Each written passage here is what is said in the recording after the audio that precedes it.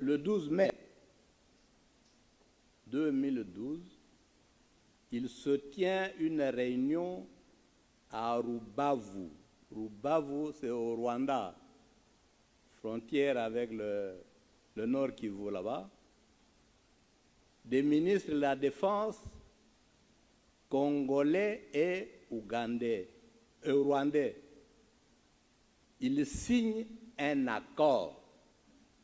Dans cet accord, les deux parties conviennent de ce que les armées rwandaises peuvent entrer au Congo et surveiller les 9 frontières de ce pays. L'accord existe. Nous en avons des copies. Le 18 du même mois, de la même année, le ministre congolais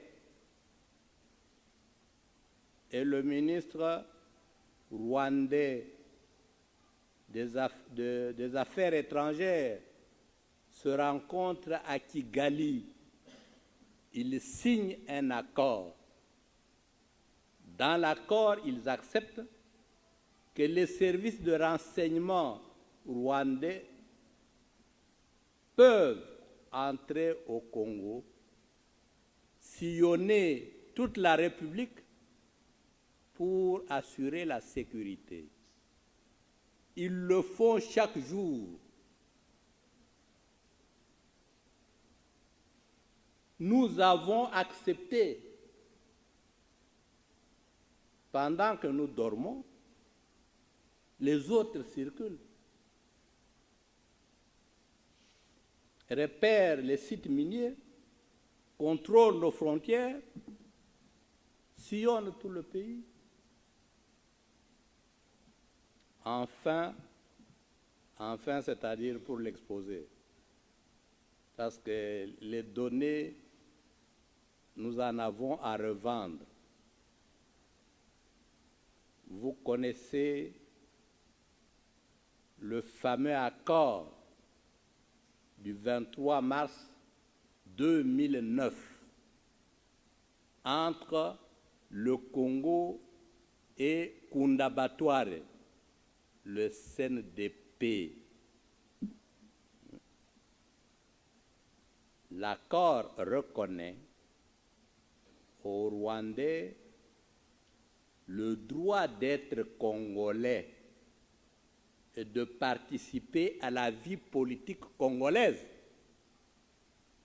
d'être candidat et d'être élu. Nous avons signé cet accord. La partie congolaise a été représentée par M. Raymond Tshibanda, à l'époque ministre de la Coopération,